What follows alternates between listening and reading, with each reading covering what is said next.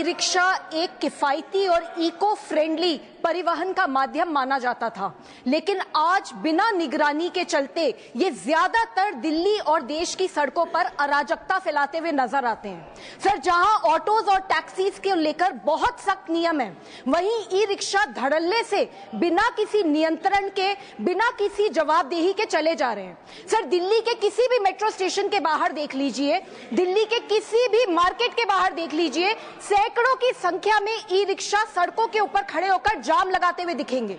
Sir, हम ये नहीं कह रहे कि सारे के सारे ई रिक्शा चालक गलत हैं, पर सच ये है कि बहुत ओवरलोडिंग होती है।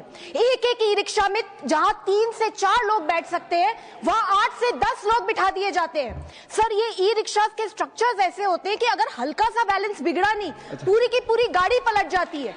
सर, ये भी देखने को आता है कि बहुत सारे ई रिक्शा ड्राइवर्स, उनके पास ना तो कोई लाइसेंस है, ना ही किसी प्रकार का कोई ट्रेनिंग, रॉन्ग साइड पे चलाते हैं, ओवर स्पीडिंग करते हैं, रेड लाइट तोड़ते हैं, ये सब आम होता जा रहा है।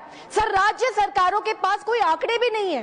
दिल्ली में ही बताया जाता है कि 2.5 लाख से ज्यादा ई रिक्शा सड़कों पे चल रहे हैं, पर कितनों के पास रजिस्ट्रेशन है, कितनों के पास लाइसेंस है, सर किसी को नहीं पता। सर, 1 महीने पहले एक 10 साल की बच्ची की दिल्ली में मौत हुई क्योंकि एक तेज रफ्तार ई रिक्शा आकर उसे टकरा गई।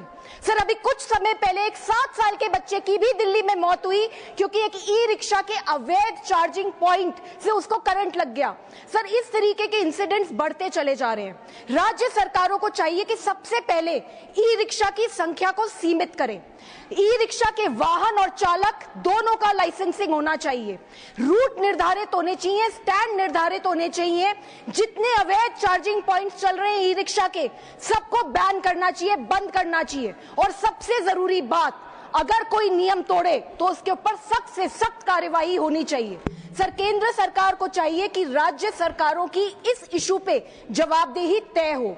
सर, हमें सुविधा चाहिए लेकिन सिस्टम के साथ, हमें रफ्तार भी चाहिए लेकिन जिम्मेदारी के साथ, और सबसे बड़ी बात सर, हमें प्रगति चाहिए लेकिन किसी की जिंदगी की कीमत पे नहीं। जय हिंद। धन्यवाद।